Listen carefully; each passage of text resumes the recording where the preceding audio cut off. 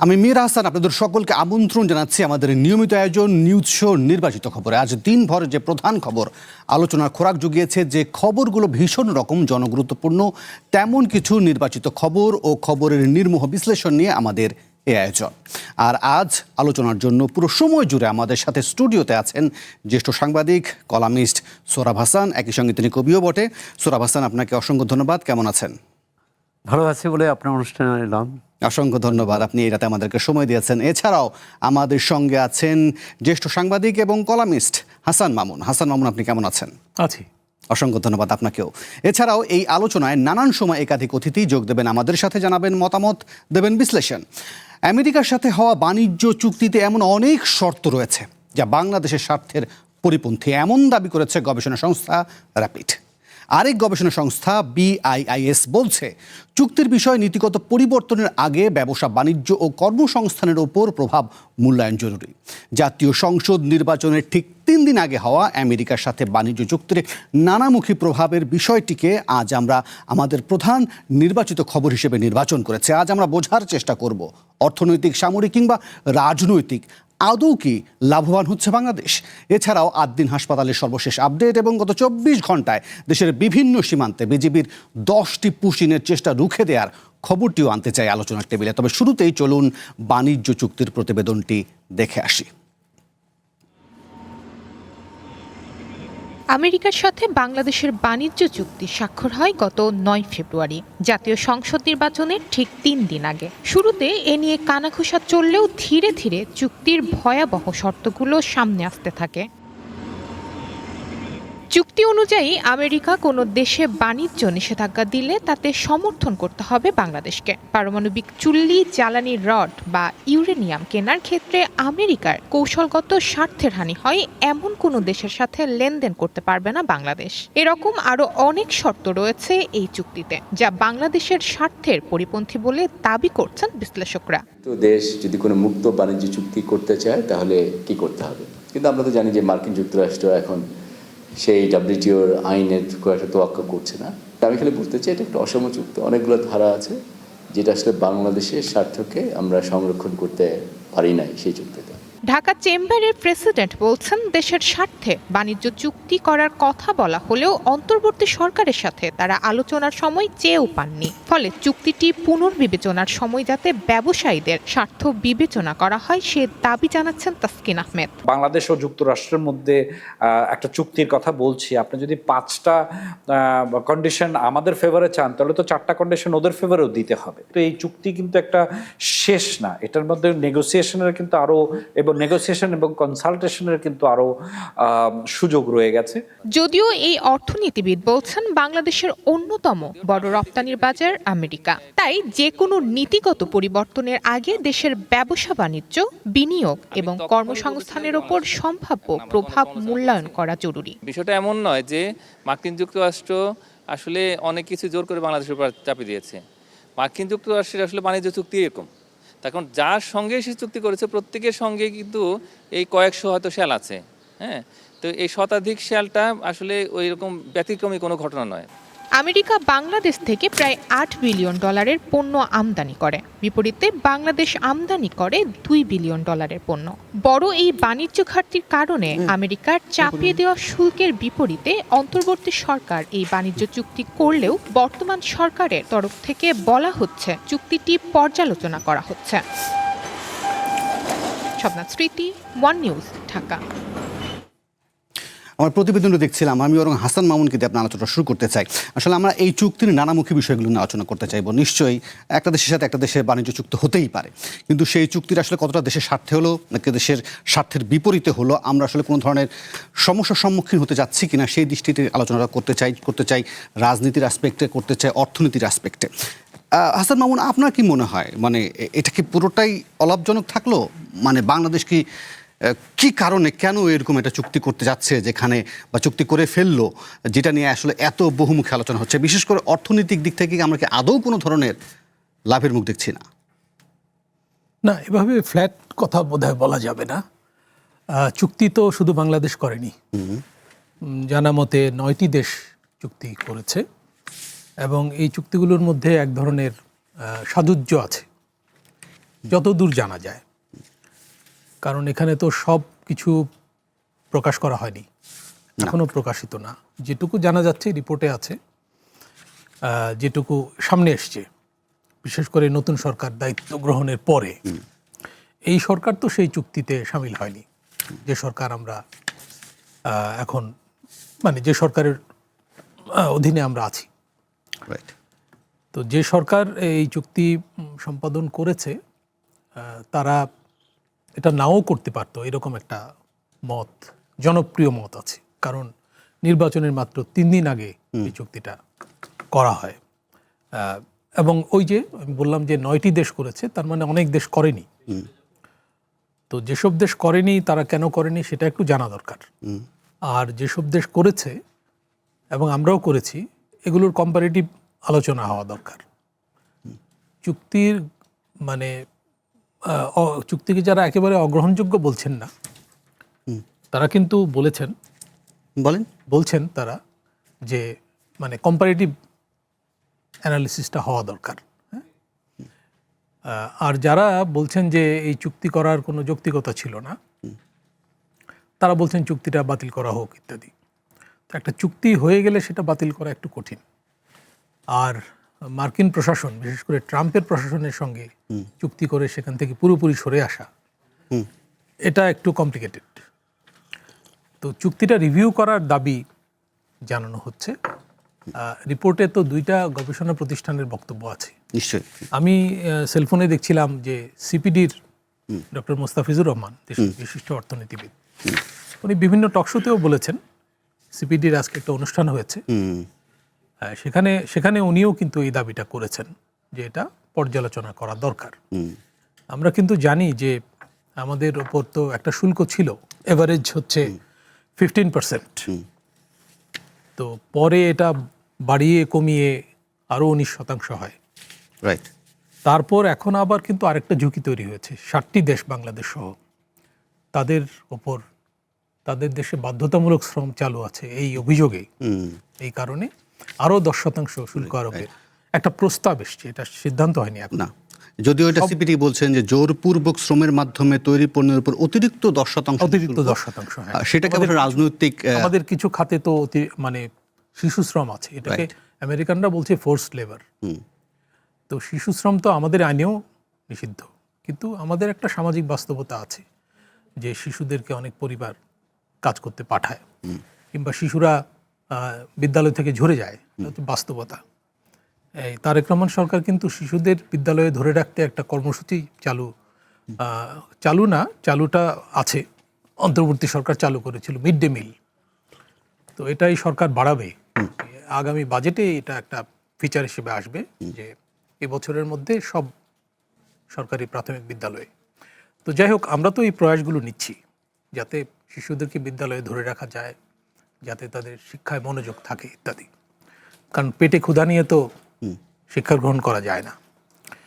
তো ক্ষুধার কারণেই কিন্তু শিশুদেরকে গার্ডিয়ানরাই পাঠায় কাজ করতে, এটা হচ্ছে আমাদের রিয়েলিটি। এখন ডক্টর মুস্তাফিজ কথাটা বলেছেন যে আমেরিকানরা অনেক সময় তাদের লেন্স দিয়ে বাংলাদেশকে বা বাংলাদেশের মতো দেশগুলো হতে পারে যে আপনাকে যদি জোরপূর্বক মানে এই ধরনের বিষয় বা এই ধরনের শর্ত আরোপ না করে, তাহলে তো আপনি এই বিষয়গুলো আবার উৎসাহিত হবেন। হ্যাঁ, এটা ঠিক যে আমেরিকা বা উন্নয়ন সহযোগী বলে যারা পরিচিত, আমাদের উন্নয়নের সেরা অংশীদার, তাদের প্রেসারে কিন্তু আমরা কিছু সংস্কার কর্মসূচি মানে সম্পাদন করি, এবং তাতে আমরা যে উপকৃত হই না তা না।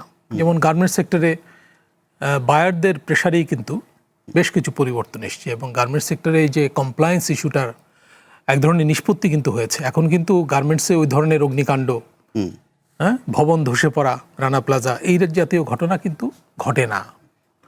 আমরা তো হতাশ হয়ে পড়েছিলাম এইসব দেখতে দেখতে যে এগুলোর মধ্যে আমাদের থাকতে হবে কিনা, কিন্তু অ্যাড্রেস করার পর কিন্তু পরিস্থিতির উন্নতি হয়েছে, এবং বায়ারদের প্রেসারেই হয়েছে। বায়াররা কাজ করেছে আমাদের শিল্পোদ্যোক্তাদের সঙ্গে, সরকারের সঙ্গে। তো এই জন্য আমি বলছিলাম যে একেবারে উড়িয়ে দেওয়া বা ফ্ল্যাট কথা বলা যাবে না। নিশ্চয়ই এটা একটা বাস্তবতা, এই বাস্তবতার মধ্যে আমরা ঢুকে না পড়লে ভালো হতো, কিন্তু ঢুকে যেহেতু পড়েছি, এটা একটু রিভিউ করতে হবে, এবং পার্লামেন্টে, অন্তত পার্লামেন্টের কমিটিতে, সংশ্লিষ্ট পার্লামেন্টের কমিটিতে যেহেতু সার্বভৌম ক্ষমতা আছে তাদের, জনগণ সেই ক্ষমতা তাদের দিয়েছে, তাই না? আগে তো পার্লামেন্ট ছিল না, গণ অভ্যুত্থানের পরে পার্লামেন্ট ভেঙে দেওয়া হয়েছিল।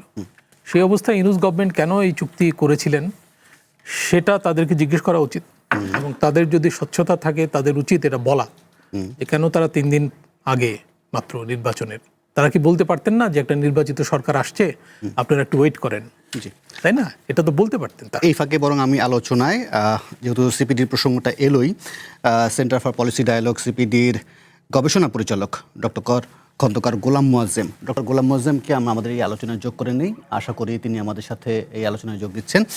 গোলাম মোয়াজ্জেম, আপনার কাছে আসবো।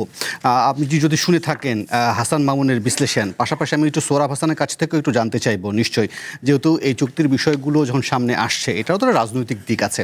এখন এই যে বিষয়গুলো, এটা কি বিএনপি তার নির্বাচনী যে ইশতেহার আছে সেই ইশতেহারের পরিপন্থী কিনা এক মনে করেন? একই সঙ্গে এই যে প্রসঙ্গগুলো আসছে বা এই বিষয়গুলো আসছে সেগুলো কি বিএনপি দেখছে না নাকি দেখতে চাইছে না? আমি বলবো প্রথম, অবশ্যই, তারপরে আমি গোলাম মোয়াজ্জেমের কাছে যাচ্ছি। না, খন্দকার গোলাম মোয়াজ্জেম কিন্তু প্রথম এটা নিয়ে কথা বলেছেন, এবং তিনি চর্চার সঙ্গে আলাপেও এটা বলেছেন, এবং মোটামুটি সিপিডির সব অর্থনীতি মানে সিপিডির যে অর্থনীতিবিদরা আছেন, ডক্টর মোস্তাফিজুর রহমান, খন্দকার গোলাম মোয়াজ্জেম এবং আরও, তারাই কিন্তু বিষয়টা সামনে এনেছে। এখন আরও র্যাপিড বা আরও অনেক গবেষণা সংস্থা কথা বলছে। তা সুতরাং প্রথম এক্ষেত্রে তাদেরই এই ধন্যবাদটা প্রাপ্য। দ্বিতীয়ত হচ্ছে কেন এই চুক্তি করতে হলো, এটা একটি প্রশ্ন। সেটা হচ্ছে আমাদের অর্থনীতির দুর্বলতার কারণে।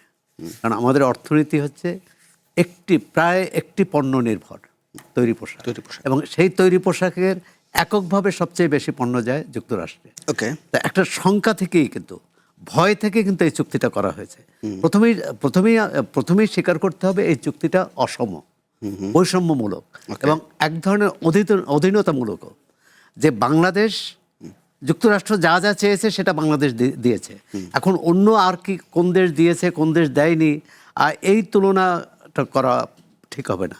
দ্বিতীয় হচ্ছে এই অন্তর্বর্তী সরকার 3 দিন আগে করলো কেন, এই টেকনিক্যাল বা এই কারিগরি প্রশ্ন আমরা করতে পারি, কিন্তু এই প্রক্রিয়াটা কিন্তু শুরু হয়েছে বেশ 7-8 মাস আগে থেকে, যখন এমইউ সই হয়, এবং তখন বলা হয়েছিল নন ডিসক্লোজার এই ইত্যাদি, আর যেটি ছিল ভয়ঙ্কর, যে একটা চুক্তি হতে যাচ্ছে সেটার মধ্যে গোপনীয়তা কি।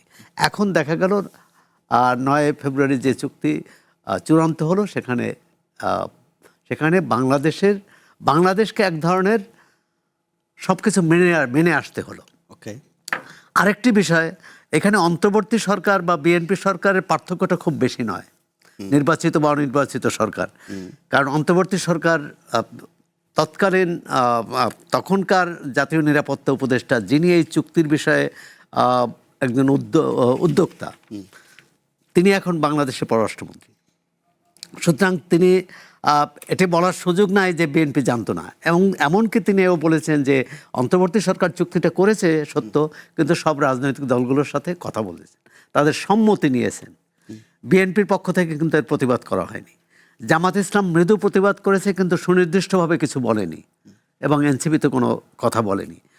আরও যেটি দুর্ভাগ্যজনক বলি বা আরও বিস্ময়কর, সেটা হচ্ছে জাতীয় সংসদের যে প্রথম অধিবেশনে অনেক বিষয়ে আলোচনা হয়েছে, ঘন্টার পর ঘন্টা, দিনের পর দিন বিতর্ক হয়েছে, ওয়াকআউট হয়েছে, কিন্তু এই মার্কিন চুক্তিটি, যুক্তরাষ্ট্রের সাথে যে বাণিজ্য চুক্তি, এটি কোনো পক্ষ থেকে এটা উত্থাপন করা হয়নি। মানে তার মধ্যে হচ্ছে যে ভিতরে রোগটা অনেক গভীরে, একেবারে আমরা যেটা দেখি সেখানে না। অর্থাৎ এর মধ্যে একটা অলিখিত আতাত বলবো বা সমঝোতা বলবো, এটা ছিল। প্রশ্ন তুলে অনেকগুলো, যারা ক্ষমতায় এসেছেন এবং যারা ক্ষমতায় ছিলেন, তাদের মধ্যে এক ধরনের সমঝোতা ছিল, এবং যুক্তরাষ্ট্রের চাওয়া পূরণ করার জন্যে। না হলে দেখুন, ওই চুক্তি অনুযায়ী তো বোয়িং, ওই চুক্তিতে বোয়িং কেনার কথা বলা হচ্ছে। এই বিএনপি সরকার এসে কিন্তু বোয়িংয়ের চুক্তি করে ফেললো, বোয়িং কেনার চুক্তিও করে ফেললো। ব্যাখ্যা দিচ্ছেন যে বাংলাদেশের আসলে বিমান প্রয়োজন, কিন্তু কথা হচ্ছে বাংলাদেশ বিমান প্রয়োজন, গম প্রয়োজন, তেল প্রয়োজন, সবই প্রয়োজন। আমরা যুক্তরাষ্ট্র থেকে কম দামে পাবো না অন্য দেশ থেকে কম দামে পাবো? এটা তো বাণিজ্যে মানে বৈশ্বিকভাবে বাণিজ্যের একটা ধর্মই হচ্ছে যেখান থেকে আমি কম দামে পাবো। ওকে। আর দ্বিতীয় হচ্ছে পরিবহন। আমরা ভারত থেকে এই যে অন্তর্বর্তী সরকারের সময় সম্পর্কের টানাপোড়েন ছিল, ভিসা বন্ধ ছিল, তারপরও ভারত থেকে আমরা পণ্য এনেছি কেন, আমদানি করেছি কেন? সেখান থেকে সস্তায় পাই বলে, সহজে পরিবহন করা যায় বলে। সুতরাং যুক্তরাষ্ট্রের থেকে আমরা যেসব পণ্য কিনবো সেটা কি কম? দ্বিতীয় হচ্ছে আরেকটি যে সর্বশেষ যে কথাটি বললেন যে 10% আবার বাংলাদেশের উপর একটা অপবাদ দিয়ে, অপবাদই বলবো, কারণ বাংলাদেশে বাধ্যতামূলক শ্রম এখন অনানুষ্ঠানিক খাতে অনেক শিশু বা অন্য শ্রমিক আছে অনানুষ্ঠানিক খাতে, কিন্তু তৈরি পোশাক শিল্পে এখন আর শিশুরা নেই। এটিও যদি বলি যে এর কৃতিত্ব যুক্তরাষ্ট্র কংগ্রেস নিতে পারে, কারণ এটা 80-র দশকে সেখানে একটা বিল পাস হয়েছিল, হারপেন্স নাকি এরকম নাম ছিল ভদ্রলোকের, যিনি এই বিলটা এনেছিলেন, যে শিশু শ্রম যেসব কারখানার শিশু শ্রম নেওয়া হবে বা শিশুদের নিয়োগ করা হবে, সেখান থেকে পোশাক কেনা যাবে না যুক্তরাষ্ট্রে। জি, আপনি যখন তুলে নিন প্রসঙ্গটি, তাহলে আমি একটু গোলাম মোয়াজ্জেমের কাছ থেকেও এই বিষয়টি একটু পরিষ্কার হতে চাইবো। মিস্টার গোলাম মোয়াজ্জেম, আমাদেরকে একটু পরিষ্কার করবেন যে আজকে যে সিপিডি তাদের যে অনুষ্ঠানটি ছিল রাজধানীতে, সেখানে তারা এই প্রসঙ্গটিকে সামনে এনেছে যে জোরপূর্বক শ্রমের মাধ্যমে তৈরি পণ্যের ওপর অতিরিক্ত 10% শুল্ক আরোপের আমেরিকান প্রস্তাব, যেটাকে সিপিডি বলছে রাজনৈতিক উদ্দেশ্য প্রণোদিত। কি কারণে এটাকে আসলে আপনাদের রাজনৈতিক উদ্দেশ্য প্রণোদিত মনে হচ্ছে? এটা আসলে যিনি গবেষণা করেছেন তার সাথে কথা বললে ভালো হতো, কিন্তু আমি আমার দৃষ্টিভঙ্গিটি তুলে ধরছি। প্রথমত হলো যে ইউএসটিআর এর সাথে বাংলাদেশের যে চুক্তিটি হয়েছে, agreement on reciprocal trade, ART, সেটাতেও কিন্তু এই শ্রম ইস্যু নিয়ে একটি আলাদা ক্লজ রয়েছে, কিন্তু সেই ক্লজে কিন্তু কোনো জায়গায় বলা নেই যে এই শ্রম সংক্রান্ত কোনো বিষয়ের যদি ব্যত্যয় হয় তাহলে তারা বাড়তি শুল্ক আরোপ করবে। এমনকি অন্যান্য অনেকগুলোর ক্ষেত্রে কিন্তু বাড়তি শুল্ক আরোপের বিষয়টি কিন্তু চুক্তির ভিতরে লিপিবদ্ধ আছে, যে ইউএস স্বার্থ পরিপন্থী কিছু হলে বা ট্রেডের পরিপন্থী অথবা ইউএস বিজনেসের পরিপন্থী হলে তারা সেখানে বাড়তি শুল্ক আরোপ করতে পারে এবং এই চুক্তি যদি ভঙ্গ হয়। কিন্তু শ্রমের সংক্রান্ত ক্ষেত্রে কিন্তু সেখানে সরাসরি কোনো ক্লজ বলা নেই। সুতরাং এই যে নতুন করে যে এটা আরোপ হলো, এটা বলা যেতে পারে যে এই ক্লজের এক ধরনের ভঙ্গতা, এই ক্লজ থেকে সরে আসা। যেটা করা হয়েছে আমি নিউজ পেপারে যেটা পড়লাম সেটা হচ্ছে যে এই চুক্তিকে সম্মান রেখে বাংলাদেশের জন্য 2% কম শুল্ক আরোপের ঘোষণা দেওয়া হয়েছে। অর্থাৎ অন্য যে 60টি দেশ রয়েছে তাদের যাদের সাথে চুক্তি নেই তাদের জন্য যেটা 12%, বাংলাদেশের জন্য সেটা 10%। এই চুক্তির মনে হয় সম্মান এতটুকুই, অর্থাৎ আমরা এই চুক্তিটি করে সম্মানিত হয়েছি আরো 2% কম শুল্ক পেয়ে। আমার দৃষ্টিতে আসলে এই চুক্তিটি কোনোভাবেই কোনো গ্রহণযোগ্য চুক্তি নয়, কিন্তু চুক্তির বিষয়টি যেহেতু এখন আপনার আলোচনার প্রসঙ্গ নয়, কিন্তু আমি শ্রম সংক্রান্ত বিষয়টি আলোচনা করছি। একটু আগে জনাব সোহরাব হাসান ভাই এবং মামুন ভাই বলছিলেন, সেখান থেকে আমি যদি একটু নিয়ে বলি, সেটা হলো হ্যাঁ, আমাদের শ্রম সংক্রান্ত ক্ষেত্রে দুর্বলতা আছে এবং সেগুলো নিয়ে বিভিন্ন দেশের সঙ্গে আমরা ধারাবাহিকভাবেই আসলে কাজ করছি। সেটা ইউরোপিয়ান ইউনিয়ন বলেন, আইএলও বলেন, তাদের সাথে কিন্তু আমাদের ধারাবাহিক এক ধরনের কাজের ভিতরেই বাংলাদেশের শ্রম সংক্রান্ত বিষয়গুলো নিয়েই কাজ হচ্ছে এবং সেখানে এই চাইল্ড লেবার বলেন, ফোর্স লেবার বলেন, সেই বিষয়গুলো নিয়েও কাজের অংশ রয়েছে এবং সেগুলো এক ধরনের ধারাবাহিক উন্নয়নের বিষয়। কিন্তু এই সবগুলো বিষয়কে মাথায় রেখে কিন্তু বাংলাদেশ এই চুক্তিটিতে গিয়েছিল। এখন প্রশ্নটি হলো, এই চুক্তিতে যাবার পরে এই রেওয়ার্ডটি কেন আসলো, নতুন করে এই উপঢৌকনটি আবার কেন দেয়া হলো? তাহলে এই চুক্তিটির আসলে যৌক্তিকতা কি? একদিকে চুক্তি থাকবে এবং চুক্তির বাইরে গিয়ে আবার নতুন করে বাড়তি শুল্ক আরোপ, সেটি আমাদের উপরে, মানে দুর্বল দেশ বলে কি আমাদের উপরে বারবার একটির উপরে একটি আসলে আঘাত হানতে থাকবে? চুক্তিটি নিয়ে আপনি যদি প্রশ্ন করেন, চুক্তিটি নিয়ে আমার বিস্তারিত বলার আছে, সেটি নিয়ে আমি এখনই বলছি না, কিন্তু আগে আমি এটি দিয়ে শুরু করলাম যে শ্রম সংক্রান্ত বিষয়গুলো যেটা হয়েছে সেটা এই চুক্তিতে যেটা আছে, যেটা চুক্তিটাও আসলে গ্রহণযোগ্য না, এই চুক্তিরও আসলে স্বার্থ পরিপন্থী। জি। গোলাম মোয়াজ্জেম স্যার, তাহলে ছোট্ট করে জানি যে আপনি বলছিলেন যে অনেক ধরনের ক্লজ ভঙ্গ হয়েছে এবং এই অসম চুক্তি, ফলে মার্কিন চুক্তি আর ট্রাম্পের এই আদেশপত্র আমরা কি মানতে বাধ্য?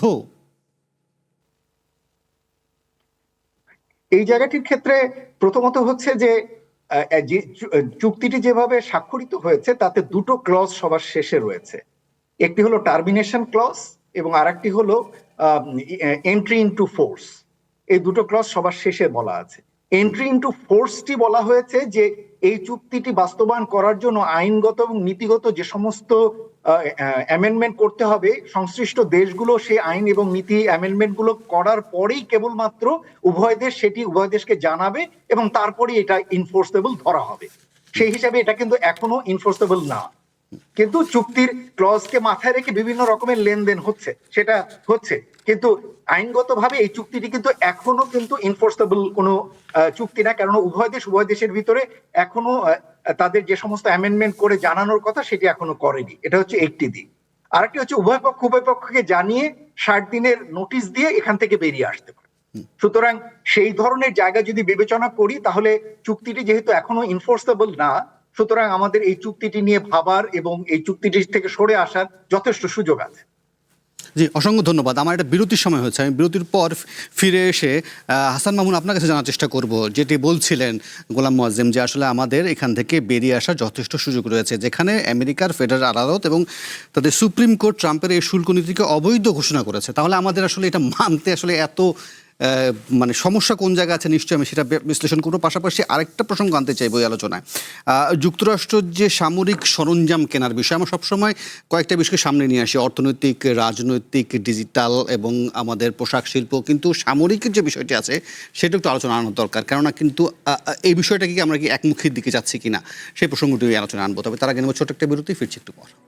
আবার আমন্ত্রণ নির্বাচিত খবরে। হাসান মামুন, শুনছিলেন গোলাম মোয়াজ্জেম যেটা বলছিলেন যে আসলে এখানে আসলে বাধ্যবাধকতার প্রসঙ্গটাকে যদি আমি একেবারেই নিয়ে আসি, যেখানে সেই দেশের ফেডারেল আদালত আসলে এটাকে আসলে এক ধরনের অবৈধ ঘোষণা করেছে, সেখানে সেই চুক্তি আমাদের মানার বাধ্যবাধকতা আসলে কোথায়, আর সরকার কি সেই পথে হাঁটবে বলে মনে করেন? আসলে এগুলো তো এক্সপার্টরা ভালো বলতে পারবেন। আমরা সাংবাদিক হিসেবে সাধারণভাবে যেটা মানে খবরাখবরের ভিত্তিতে মন্তব্য করতে পারি সেটা হচ্ছে যে আদালতে যেহেতু এটা প্রশ্নবিদ্ধ হয়েছে, সেজন্য এর নৈতিক ভিত্তি কিন্তু দুর্বল। ওকে, 1 নম্বর। 2 নম্বর হচ্ছে যে মোয়াজ্জেম ভাই যেটা বলছিলেন যে মানে চুক্তি স্বাক্ষরকারী দেশগুলো যদি মানে এ বিষয়ে চূড়ান্ত সিদ্ধান্ত না নেয়, আর আমরা তো একটা পার্লামেন্ট পেয়েছি এর মধ্যে, এবং আমি যেটা বলছিলাম যে পার্লামেন্ট সার্বভৌম ক্ষমতার অধিকারী, তো পার্লামেন্টে যদি প্রকাশ্যে আলোচনায় যদি বাধা থাকে, আপত্তি থাকে, এই যে যেটা সৌরভ ভাই বলছিলেন যে এনডিএ, নন ডিসক্লোজার এগ্রিমেন্ট, সেটা যদি বাধে, পার্লামেন্টের কমিটিতে আলোচনা হতে পারে এবং এখানে কেউ বাধা দেওয়ার মানে প্রশ্ন আসে না। তো এটা আলোচনা হওয়া উচিত। এটা শুধু একাডেমিক পর্যায়ে না, নীতি নির্ধারকদের এবং যারা আইন প্রণেতা তাদের মধ্যে এটা আলোচিত হওয়া উচিত এবং তারাই ব্যাপারে সিদ্ধান্ত নেওয়া তাদের কর্তব্য। আর সৌরভ ভাই যেটা বলছিলেন যে মানে ওই সরকার, অন্তর্বর্তী সরকারের তরফ থেকে তো বলা হয়েছে সবার সঙ্গে সংশ্লিষ্ট বড় দলগুলো, এনসিপির নামটা বোধহয় আসেনি তখন, জামায়াত এবং বিএনপির কথা এসেছিল, যে তারা সম্মতি দিয়েছিলেন। তো তারা কি সব কিছু জেনে শুনে সম্মতি দিয়েছিলেন নাকি কোনো মতে একটা নির্বাচন আদায়ের জন্য, তাই না? যেমন বিএনপি তো এখন বলছে যে আমরা মানে গণভোটে গিয়েছিলাম, কারণটা হচ্ছে যে গণভোটে না গেলে হয়তো নির্বাচনটাই পেতাম না। এরকম একটা জটিল অবস্থা কিন্তু তৈরি হয়েছিল, সেই কনটেক্সটে চুক্তিটা হয়। এখন এর মধ্যে নানা রকম কনস্পিরেসি থিওরির কথা অনেকে বলেন, যে এই যে পররাষ্ট্র উপদেষ্টা এবং পররাষ্ট্র উপদেষ্টা না মানে জাতীয় নিরাপত্তা উপদেষ্টা এবং যিনি এখন পররাষ্ট্রমন্ত্রী, আবার জাতিসংঘেও যিনি পদায়িত হলেন নতুনভাবে, তার ইনভলভমেন্টের কথা বলা হয় এবং এটাও বলা হয় যে এই চুক্তির বিষয়টার চূড়ান্ত নিষ্পত্তির জন্যই তাকে মানে এই সরকারের মধ্যে রাখা হয়েছে, মানে ওইটার ধারাবাহিকতা। তো এগুলো তো আমরা আসলে বাইরে থেকে কি বলবো, তাই না? তবে চুক্তি বিষয়ে যেটুকু জানা গেছে সেখানে দেখা যাচ্ছে যে মার্কিন স্বার্থ অনেক বেশি রক্ষিত হয়েছে, বাংলাদেশের স্বার্থ কমই। ওকে। তো এ নিয়ে যেটুক জানা গেছে। এখন আমি কম্পারেটিভ অ্যানালিসিসের কথা বলছিলাম এই জন্য যে ভারতও কিন্তু রিসেন্টলি চুক্তিতে উপনীত হয়েছে এবং সেটা নিয়ে সেখানেও কথাবার্তা হচ্ছে। ভারত তো আমাদের চেয়ে শক্তিশালী দেশ, অনেক বড় দেশ, বড় অর্থনীতি, বহু মানুষের দেশ, এবং এই অঞ্চলের আঞ্চলিক শক্তি বলা হয়। তারাও কিন্তু এক ধরনের অধীনতামূলক চুক্তিতেই উপনীত হয়েছে। তো কোনো কোনো দেশ কিন্তু চুক্তি রিভিউ করছে না তা না। তা আমরা সেই কাতারে যেতে পারি কিনা সেই সক্ষমতা আমাদের দেখাতে হবে। আর আপনি বিরতিতে যাওয়ার আগে বলছিলেন যে মানে সামরিক সরঞ্জাম, তো এটা তো একটা দেশের সার্বভৌম সিদ্ধান্তের ব্যাপার যে তারা কোত্থেকে সরঞ্জাম কিনবে। এইটা চুক্তির আওতায় চলে আসলে একটু মুশকিলের। যেমন আমরা কিন্তু পাকিস্তান থেকে কিছু সরঞ্জাম কিনছি যেগুলো চীনা সহায়তায় নির্মিত। এই ব্যাপারে ইন্ডিয়ার আপত্তি আছে, ভারত আপত্তি জানায়। আপত্তি জানানোর বিষয়টা প্রচলিত আছে আন্তর্জাতিক অঙ্গনে, কিন্তু এরকম আপত্তি জানানো হয়ে থাকে।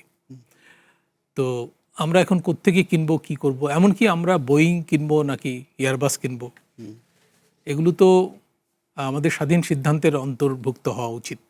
আরেকটা হলো যে আমাদের আদৌ বোয়িং কেনা বা কোনো রকম এই ধরনের উড়োজাহাজ কেনার আবশ্যকতা আছে কিনা। আমরা যেভাবে বাংলাদেশ বিমানকে পরিচালনা করছি সেইভাবে এটা পরিচালনা করার প্রয়োজন আছে কিনা, এই প্রশ্নও তো আছে।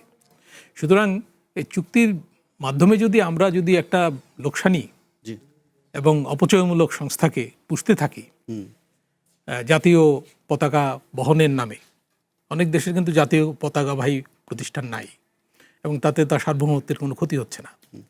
তো আমাদের এখানেও তো বাংলাদেশ বিমান নিয়ে প্রশ্ন আছে যে আমরা এইভাবে একটা প্রতিষ্ঠান পুষবো কিনা, তাই না? না, পুষতে উপায় নেই। জি, এখন কথা হচ্ছে যে ওই প্রতিষ্ঠানের জন্য আবার বোয়িং কেনা, যদিও এটা দীর্ঘমেয়াদের মানে দিতে হবে খরচটা এবং অনেক সময় লাগবে, অনেকগুলো অর্থ বছর লাগবে নিশ্চয়ই। কিন্তু এটা তো আমাদের উপর একটা প্রেশার। আমাদের তো রাজস্ব আদায় পরিস্থিতি ভালো না, আমাদের ঋণ পরিস্থিতি ভালো না, তাই না? আমরা একটা বাজেটে যাচ্ছি, অনেক সংকট নিয়ে যাচ্ছি বাজেটে। এগুলো তো মাথায় রেখে এই চুক্তিগুলোতে যাওয়া বা না যাওয়া উচিত ছিল। যে আমি একটু সোহরাব ভাইয়ের কাছ থেকে একটু রাজনৈতিক আসপেক্টেও একটু বিশ্লেষণ করার চেষ্টা করব নিশ্চয়ই। সোহরাব ভাই, ধরেন আপনি যদি বিএনপির ইশতেহার দেখেন, সেখানে তো তারা স্বাধীনতা, সার্বভৌমত্ব, জাতীয় স্বার্থ, জাতীয় নিরাপত্তা, জনকল্যাণ, সততা, ন্যায্যতা, পারস্পরিক সম্মান, আত্মমর্যাদা, সক্রিয় দায়িত্বশীল অবস্থান গ্রহণ করার কথা বলেছে। এখন এই ধরনের চুক্তি যখন সামনে আসে তখন জাতীয় স্বার্থ, নিরাপত্তা রক্ষা কি আদৌ হয়?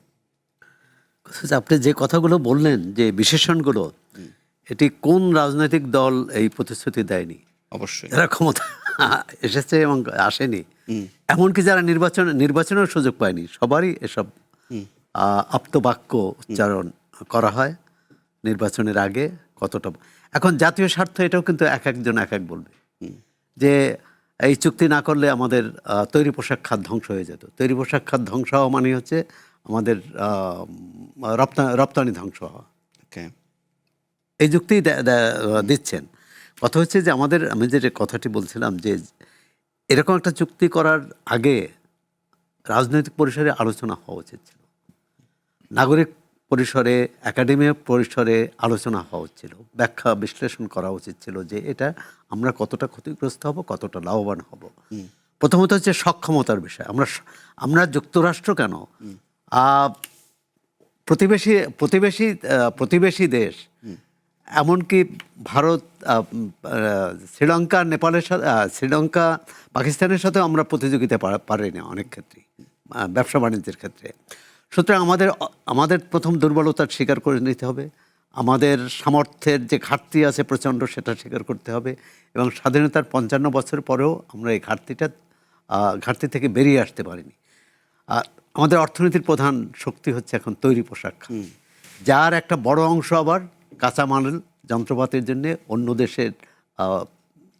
অন্য দেশকে মানে আমদানি করতে হয়, অর্থাৎ বৈদেশিক মুদ্রা ব্যয় করে। বিষয়টা যেটা সরকার যে অবস্থানটা নিয়েছে, অন্তত প্রকাশ্যে বলেছে আলোচনা করা, পর্যালোচনা করবে, সেই পর্যালোচনার তো লক্ষণ দেখছি না। হ্যাঁ, গবেষণা প্রতিষ্ঠানগুলো করছে, অর্থনীতিবিদরা করছেন, বাম রাজনৈতিক দলগুলো রাস্তায় নেমেছে, কিন্তু সরকারের মধ্যে এটা নিয়ে কোনো কি বলে কোনো চিন্তাভাবনা আছে বলে মনে হয় না, কোনো উদ্বেগ নেই। এমনকি বিএনপির শীর্ষ নেতারাও এই বিষয়টি এড়িয়ে চলতে চাচ্ছেন। কেন এড়িয়ে চলতে চাচ্ছেন জানি না। এবং এটার নিয়ে আরেকটা বিপদ হচ্ছে যে যুক্তরাষ্ট্রের সঙ্গে চুক্তির পর ইউরোপীয় ইউনিয়ন তো চাপ দিচ্ছে ইতিমধ্যে। তার মানে আমরা একটা কি বলে একটা বেশ জটিল পরিস্থিতির মধ্যে পড়ে যাচ্ছি। এমনিই তো অর্থনীতির যেটা হাসান মামুন বললেন যে অর্থনীতির অবস্থা আমাদের ভালো না, কিভাবে বাজেট করব, কোত্থেকে অর্থ আসবে, এটা প্রশ্ন। তার মধ্যে এরকম একটি বাণিজ্য চুক্তি যদি চাপিয়ে দেওয়া হয়, আমি যে চাল অন্য দেশ থেকে 100 টাকায় কিনতে 50 টাকায় কিনতে পারি, সেটা যদি যুক্তরাষ্ট্র থেকে 80 টাকায় কিনতে হয়, তাহলে তো এই টাকা কোত্থেকে পাবো, এটাও তো প্রশ্ন। তো সবটা মিলে এটি মনে করি রাজনৈতিক বিবেচনাটা বাদ দিয়ে এটি অর্থনৈতিক বিষয়, বিশেষজ্ঞ বিষয়, এবং এটা যারা এটা নিয়ে গবেষণা করেন তাদের সঙ্গে কথা বলেই সরকার এটা পর্যবেক্ষণের বিষয়টি, আরেকটি হচ্ছে বিশ্লেষণের বিষয়টি, বা এটা থেকে প্রত্যাহার করবে না সংশোধন করবে সরকারের পক্ষ থেকে একটা তো একটা প্রস্তাবও দিতে পারে যে এই ক্ষেত্রে আমাদের সমস্যা তৈরি হবে, আমাদের অর্থনীতির সমস্যা তৈরি হবে, আমাদের এই যে সর্বশেষ যেটা বললো যে তাহলে আমাদের তৈরি পোশাক সহ অন্যান্য শিল্প হুমকির মুখে পড়বে। সরকারের পক্ষ থেকে যুক্তরাষ্ট্রকে যে বার্তাটি দেওয়া উচিত এখন পর্যন্ত কিন্তু দেয়নি সরকার। কি বার্তা দেওয়া উচিত? এই চুক্তির ক্ষেত্রে আমরা এই সমস্যায় পড়তে যাচ্ছি বা পড়েছি, এগুলো তাদের আমলে নেওয়া উচিত, তাদের দূর করাও প্রয়োজন। তাহলে গোলাম মজিদ একটু বোঝার চেষ্টা করি যে আসলে এই ধরনের আলোচনার সুযোগ থাকে কিনা সরকারের পক্ষ থেকে, যেহেতু গোলাম মোয়াজ্জেম যেহেতু বলা হয় যে ধরেন এই তৃতীয় বিশ্বের দেশগুলোর দিকে আসলে পশ্চিমারা নানান ধরনের প্রভাব বিস্তার করে, ক্ষেত্র বিশেষে তারা সরকারও পরিবর্তন ঘটিয়ে দেয়, ফলে এই ধরনের চুক্তির বিষয়গুলো যখন সামনে আসে সেগুলো থেকে বেরিয়ে আসার মতো সক্ষমতা দেখানো হয় কিনা, কিংবা সোহরাব হাসান বলছিলেন যে তাদের আসলে আলোচনার টেবিলে নিজস্ব দাবি দাওয়াগুলো প্লেস করার মতো প্রেক্ষাপট তৈরি হয় কিনা, কি বলবেন? একটু আগে আপনাদের আলোচনা আসলো, মামুন ভাই বললেন মনে হয় যে মাত্র 9টি দেশের সাথে চুক্তি স্বাক্ষরিত হয়েছে, কিন্তু আপনাদের নিশ্চয় খেয়াল আছে যে ডোনাল্ড ট্রাম্প যখন বাণিজ্য ভারসাম্যের পরিস্থিতি তুলে ধরছিলেন তখন তিনি সম্ভবত 60টি দেশের ব্যাপারে অথবা 35টি দেশের ব্যাপারে সম্ভবত এই সমস্যার কথা বলেছিলেন। তার মানে দাঁড়াচ্ছে যে চুক্তির ক্ষেত্রে এখনো অধিকাংশ দেশ এটির মধ্যে যুক্ত হয়নি, সেটি একটি দিক। দ্বিতীয় দিক হচ্ছে যে মামুন ভাই বলছিলেন যে আমাদের একটি তুলনা করা দরকার। আমি একটু বসে বসে আর্জেন্টিনা, এল সালভাদর, মালয়েশিয়া, ক্যাম্বোডিয়ার চুক্তিগুলো দেখলাম। কাঠামো হয়তো একই, কিন্তু ভিতরে ওয়ার্ডিং একেবারেই ভিন্ন। অর্থাৎ এক একটা দেশের জন্য আসলে এক এক ধরনের ওয়ার্ডিং ব্যবহার করা হয়েছে, এবং সেটা ওই দেশের বাণিজ্য সামর্থ্য, নেগোসিয়েশনের সামর্থ্য, এবং কোন কোন জায়গাগুলোতে তারা চাপ থেকে উইথস্ট্যান্ড করে বেরিয়ে আসতে পারে, সেই ধরনের জায়গাগুলো বোঝা যায়। এবং আরো একটা জিনিস ভালো দেখে মনে হলো আর্জেন্টিনাটি পড়ে, সেটা হলো যে নেগোসিয়েটর হিসেবে কারা গেছেন, তাই সেটাও আমি দেখলাম যে ওয়ার্ডিং এর ভিতরে প্রত্যেকটি দেশ তার মতো করে তার ওয়ার্ডিং গুলো কিন্তু নিয়ে এসছে। তার মানে হচ্ছে যে এটা নেগোসিয়েটরদেরও একটা গুরুত্বপূর্ণ দক্ষতার বিষয়। আমি একটু খেয়াল করার চেষ্টা করি যে আমাদের বাংলাদেশ থেকে নেগোসিয়েটররা কারা গিয়েছিলেন। আমার খেয়াল আছে যে বাণিজ্য উপদেষ্টার সঙ্গে সম্ভবত বাণিজ্য সচিব ছিলেন, বাণিজ্য WTO সেলের একজন কর্মকর্তা ছিলেন, ওখানে অবস্থানরত ওয়াশিংটনে অবস্থানরত সম্ভবত বাংলাদেশের মিশনের কোন একজন কর্মকর্তা ছিলেন। জানা মতে একজনও টেকনিক্যাল লোক ওই টিমে ছিল না বাংলাদেশের পক্ষে, এবং সাথে তারা কোনো কম্পিউটারটাও নিয়ে যান, অর্থাৎ তারা নিয়ে গেছেন একসাথে করে প্রচুর কাগজ নিয়ে গেছেন। কিন্তু আপনার যখন নেগোসিয়েশন হয়, ওয়ার্ডিং হয়, তখন তো আপনি অল্টারনেট একটা একটা করে নিজেরা সিনারিও দেখবেন যে কোনটার জন্য আপনার জন্য কি ধরনের অভিঘাত আসতে পারে, এবং সেটা দেখার জন্য সাথে করে কম্পিটেন্ট একটা করে টেকনিক্যাল টিম সাথে করে নিয়ে যায়। ওখানে আমি দেখছিলাম যে বাংলাদেশের বিপক্ষে যারা বসছিলেন তাদের প্রত্যেকের পুরোটা একটা টেকনিক্যাল টিম সেখানে বসছিল, এবং প্রত্যেকে কম্পিউটার নিয়ে বসে সাথে সাথে তারা দেখছে জিনিসগুলো তাদের দেশের জন্য কোনটা কোন ধরনের পজিশন।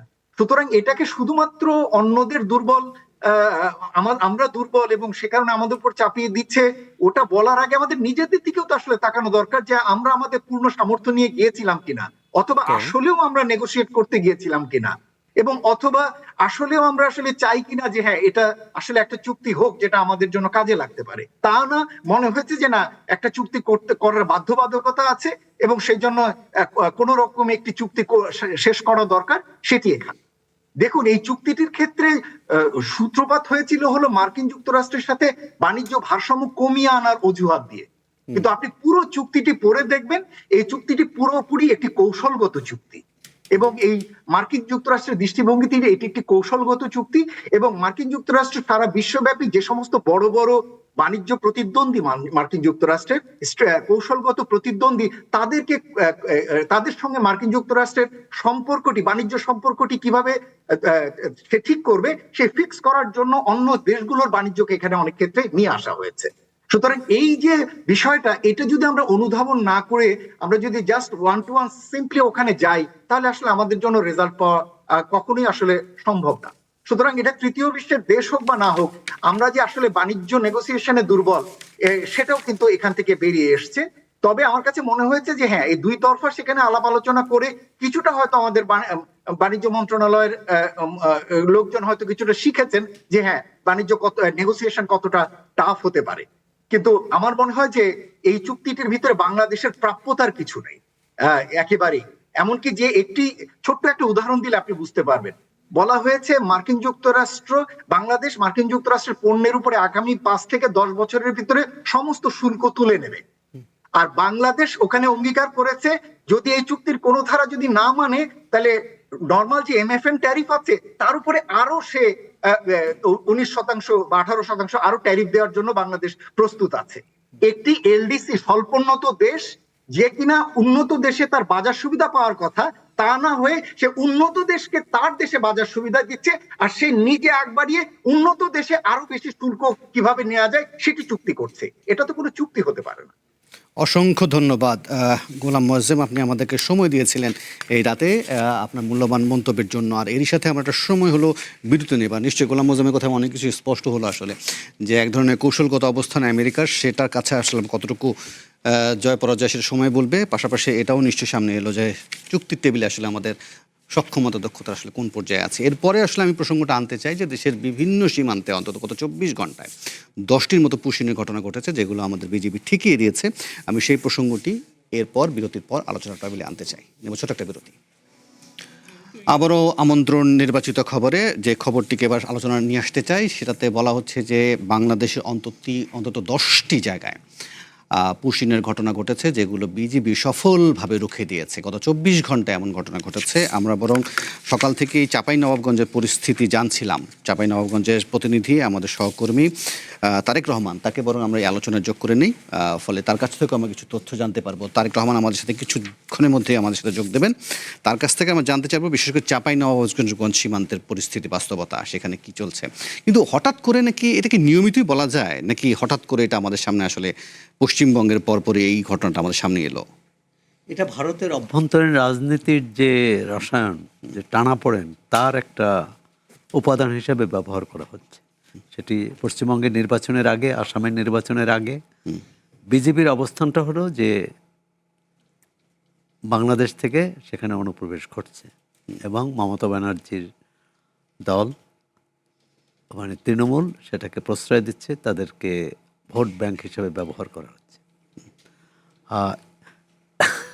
মানে যেটা ইতিহাসের কৌতুককর ঘটনা, যখন বামফ্রন্ট ক্ষমতায় ছিল তখন মমতা বন্দ্যোপাধ্যায় একই অভিযোগ বামফ্রন্টের বিরুদ্ধে করেছে।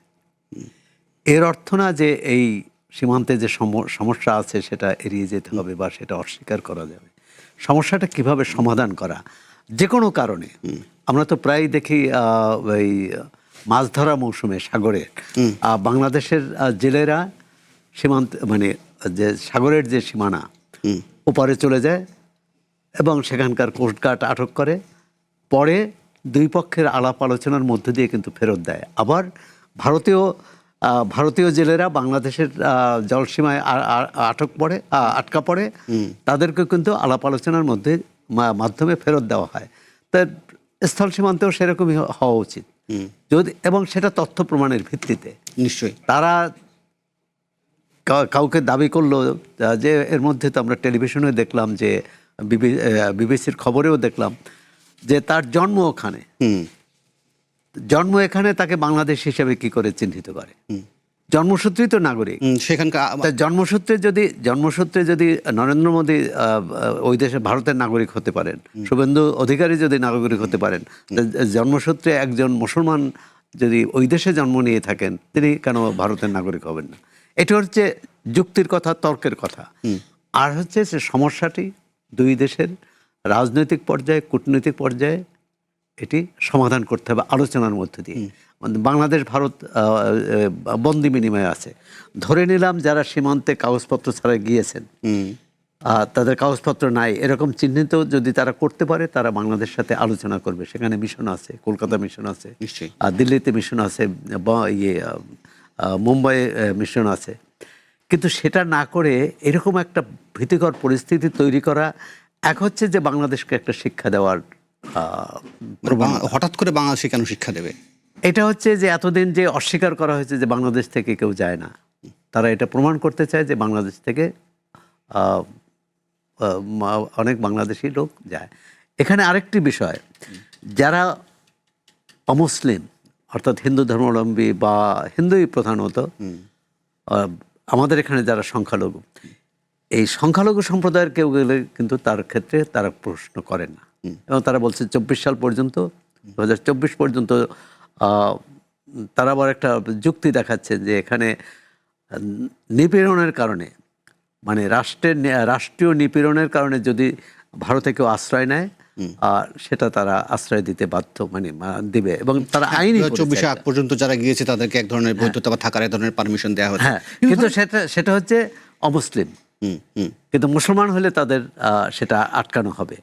কিন্তু কোনো দেশে, আপনি এমনকি যুক্তরাষ্ট্রের বিরুদ্ধে আমরা এত কিছু বলতে পারি যে কোনো দেশে এই যে ধর্মের ভিত্তিতে নাগরিকত্ব চিহ্নিত করা, এটি তো মানে আধুনিক যুগে এটা হতে পারে না।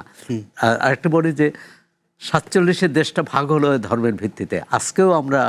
আজকে 80 বছর পর কিন্তু সেই জায়গায় আমরা আটকে আছি। যে হাসান মোহন একটু বিশ্লেষণ শুনতে চাই, যে ধরেন সীমান্তে যারা আছেন বা শূন্যরেখা যারা অবস্থান করছেন, বিবিসি বাংলা তাদের প্রতিবেদক পাঠিয়েছে, তারা যে অনলাইন নিউজ করেছে, সেখানে তারা অনেকের সাথে কথা বলার চেষ্টা করেছে। সেখানে অনেকেই বলছে যে তাদের আধার কার্ড হয়েছে বা তাদের সেখানে জন্ম, কিন্তু তারা মনে করছেন যেহেতু শুভেন্দু বা বিজেপি এসে গেছে, তাদের আর সেখানে থাকার উপায় নেই। এই ধরনের মনোভাবটা আসলে কেন গড়ে উঠলো? শুধু বাসা ভাড়া দেয় না, বাসা বাড়ি থেকে বের করে দিয়েছে। রাইট, মানে কি বলবেন? এই সমস্যাটা কিন্তু প্রথমে শুরু হয় আসামে।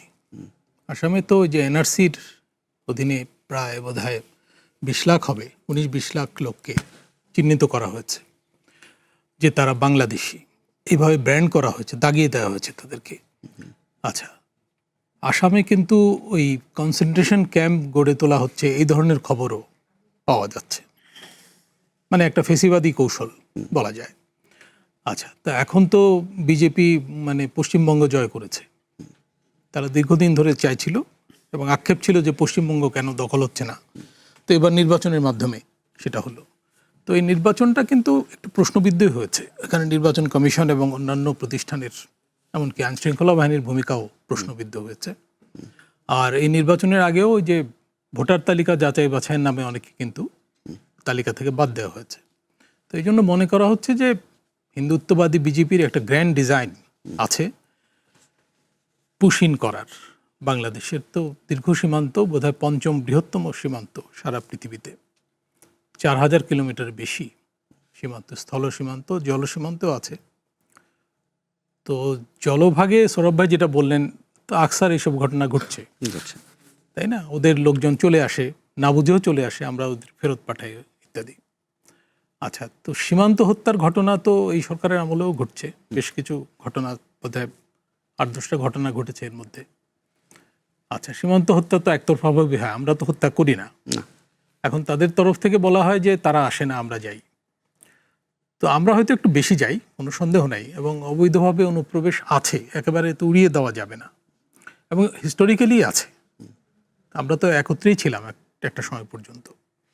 তারপরে হচ্ছে যে আত্মীয়তার কারণেও লোকজনের যাতায়াত আছে, এবং সবাই যে বৈধভাবে সম্পূর্ণ যায় ইত্যাদি তা না, থেকে যায় কেউ কেউ কাজ করতে যায়। আমরা ফেলানির ঘটনা তো জানি, ফেলানি তো ওখানে কাজ করতে গিয়েছিল, তাই না?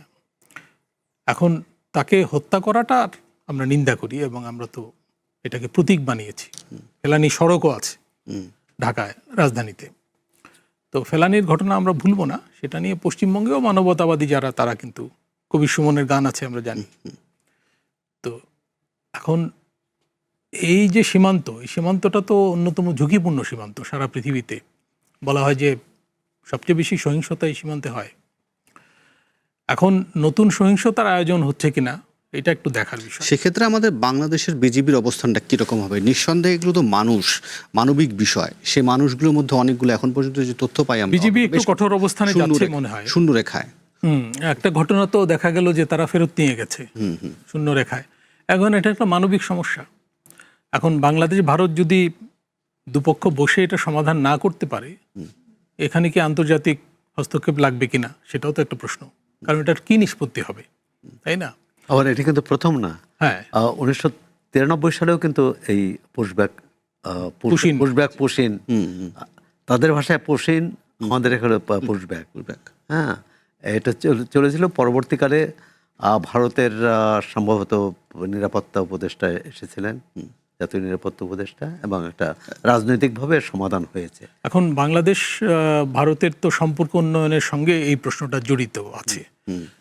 ভারত সরকার তো বলছিল যে একটা নির্বাচিত সরকার এলে তারা সহযোগিতার সম্পর্কে যাবে, তাই না? নানা রকম গুড জেস্টারও তারা দেখিয়েছিল। বেগম জিয়ার মৃত্যুতে আমরা তো দেখলাম যে তাদের বিদেশমন্ত্রী এসেছিলেন, তাই না? তারপরে সরকার গঠনের সময়, শপথ নেওয়ার সময় তাদের স্পিকার এসেছিলেন। বাংলাদেশ ভারতের সঙ্গে বাণিজ্যিক সম্পর্ক কিন্তু মানে খারাপ না এখন পর্যন্ত। তাহলে আমরা যে গণঅভ্যুত্থানের পরও খুব খারাপ হয়নি। আমরা যে শুভেন্দুর বক্তব্যগুলো শুনি বা মমতার বক্তব্যগুলো শুনি, সেগুলো শুধুমাত্রই রাজনীতির মাঠের মেটো বক্তব্য, নাকি এগুলোর মধ্যে আসলে কোনো এখন আমাদের দিক থেকে একটা প্রত্যাশা আছে যে নির্বাচনের আগে যেসব বক্তব্য রাখা হয়েছে, নির্বাচনের পর সেগুলোর মানে বাস্তবতা থাকবে না বা সেগুলো বাস্তবায়নের চেষ্টা হবে না, এরকম একটা প্রত্যাশা আছে। কিন্তু যারা আছেন, শুভেন্দু সাহেব উস্কানিমূলক কথাবার্তা বলেই যাচ্ছেন। এমনকি আমাদের এখানে রাজনীতিতে কে ফিরে আসবে না আসবে, কাকে রিসিভ করা হবে বিমানবন্দরে, এইসব মানে অযাচিত এবং ফাঁপা বক্তব্য উনি দিয়ে যাচ্ছেন, খুবই নিম্নমানের। এবং এই ধরনের একজন মানুষ পশ্চিমবঙ্গের মুখ্যমন্ত্রী হয়ে গেছেন, এটা পশ্চিমবঙ্গের জন্য দুর্ভাগ্যজনক, আমাদের জন্য দুর্ভাগ্যজনক। তো যাই হোক, এটা তাদের বিষয়, তারা নিষ্পত্তি করবে। কিন্তু আমাদের এখানে যদি ঠেলে পাঠানোর চেষ্টা করা হয় এবং এটা আইন রীতিবহির্ভূতভাবে, কাগজপত্র ছাড়া এবং যথেষ্ট প্রমাণ ছাড়া, সেটা তো আমাদেরকে ঠেকাতে হবে, দরকার হলে পুশব্যাক করতে হবে। জি, নিশ্চয়ই। সোহরাব ভাই যদি বেশি ছোট করে মন্তব্য করেন। সাধারণত আমরা এই অংশে বিভিন্ন অনলাইন দেখার চেষ্টা করি এবং অনলাইনে সর্বশেষ আপডেট জানার চেষ্টা করি, সেটার ভিত্তিতে আপনাদের ছোট্ট করে মন্তব্য জানার চেষ্টা করব। নিশ্চয়ই। না, নতুন করে মন্তব্যের কিছু নাই। কথা হচ্ছে যে এটি আলাপ আলোচনার মাধ্যমে সমস্যার সমাধান করতে হবে। কারণ তারা পুশব্যাক করছেন, আমরা আবার সেটা ঠেকাবো, কিন্তু এই মানুষগুলো কি হবে, তারা কোথায় যাবে? নিশ্চয়ই। প্রথম আলো অনলাইনে সর্বশেষ আপডেট যেটি দিচ্ছে, তারা বলছে ব্যাংক কারখানা চালু করতে 200 কোটি টাকা পর্যন্ত ঋণ, সুদের হার 7%। আগের দামেই ফিরল নিম্ন আয়ের গ্রাহকদের বিদ্যুতের দর। পশ্চিমবঙ্গে বিজেপি সরকারের মন্ত্রিসভায় জায়গা পেলেন গৃহপরিচারিকা। আওয়ামী লীগের দ্রুত পুনরুত্থান কেন অসম্ভব মনে হচ্ছে, একটা তারা বিশ্লেষণমূলক একটা প্রতিবেদন করেছে। এছাড়া আমরা অন্য কোনো অনলাইন যদি পাই সেটা দেখার চেষ্টা করব। শ্বাস নিতে কষ্ট হচ্ছে। বিবিসি বলছে মন্ত্রিত্ব ধরে রেখে জাতিসংঘের দায়িত্ব পালন করবেন খলিলুর রহমান। একটু আগে বলছিলেন কোনো ব্যত্যয় নেই তো এর মধ্যে? নিশ্চয়ই না, দুটি জায়গায় তো সম্ভব, এর আগেও হয়েছে। যাই হোক, নবজাতকের মৃত্যুর ঘটনায় 8 দিন হাসপাতালে কর্তৃপক্ষের দায়িত্ব অবহেলা প্রমাণিত, স্বাস্থ্যমন্ত্রী হাসানুল যদি ছোট্ট করে মন্তব্য করেন। না, উনি তো তদন্ত কমিটি হয়েছিল, তাদের রিপোর্ট, তারা সময় মতো রিপোর্ট দিয়েছেন এবং তারা তো কিছু অবজারভেশন দিয়েছেন, সেগুলো তুলে ধরেছেন। এখন সেখানে অনেক ঘাটতি দেখা গেছে এবং অবহেলার প্রমাণ পাওয়া গেছে, তো সে অনুযায়ী তো ব্যবস্থা গ্রহণ করতে হবে। নিশ্চয়ই। পরেরটা দেখে চেষ্টা করি পরেরটাতে কি আছেন। যুগান্তর অনলাইনে কি বলছে, 8 দিন হাসপাতালে শোকজ, জবাব না দিলে লাইসেন্স বাতিল। এই ধরনের হাসপাতালের সাথে পেরে ওঠা যায় সোহরাব ভাই? লাইসেন্স বাতিল, শোকজ করা, লাইসেন্স বাতিল, স্থগিত, এগুলো কোনো সমাধান নয়। কারণ এর আগে বহুবার করা হয়েছে বহু হাসপাতালে, এবং লাইসেন্স নবায়ন না করা, তারপরও এগুলো চালাচ্ছে। কথা হচ্ছে এটা দৃষ্টান্তমূলক শাস্তি হওয়া উচিত। এই শিশুগুলোকে কোনোভাবেই ফেরত পাওয়া যাবে না, ক্ষতিপূরণ দেওয়া উচিত। যদিও মানুষের মৃত্যুর কোনো জীবনের কোনো ক্ষতিপূরণ হয় না, কিন্তু এটি ওই হাসপাতাল কর্তৃপক্ষকে বোঝাতে হবে যে তারা যা করেছে সেটা জঘন্য কাজ, মানে একটা নিষ্ঠুরতা। সুতরাং এর শাস্তি তাদের পেতে হবে। জি, অসংখ্য ধন্যবাদ। এরই সাথে আরও যে কয়েকটি প্রতিবেদন তারা ছেপেছে, তার মধ্যে চাঁপাইনবাবগঞ্জে বজ্রপাতের মৃতের সংখ্যা বেড়ে 6। ঠিক আছে, আজকের মতো এই পর্যন্তই থাক। আমরা বরং অনুষ্ঠান শেষ করতে হবে। হাসান মামুন এবং সোহরাব হাসান, আপনার দুজনকে অসংখ্য ধন্যবাদ। এই রাতে আপনারা আমাদেরকে সময় দিয়েছিলেন। আর এই ছিল আজকের নির্বাচিত খবরে। কাল আবারও দেখা হবে। সে পর্যন্ত ভালো থাকুন, সুস্থ থাকুন। শুভরাত্রি।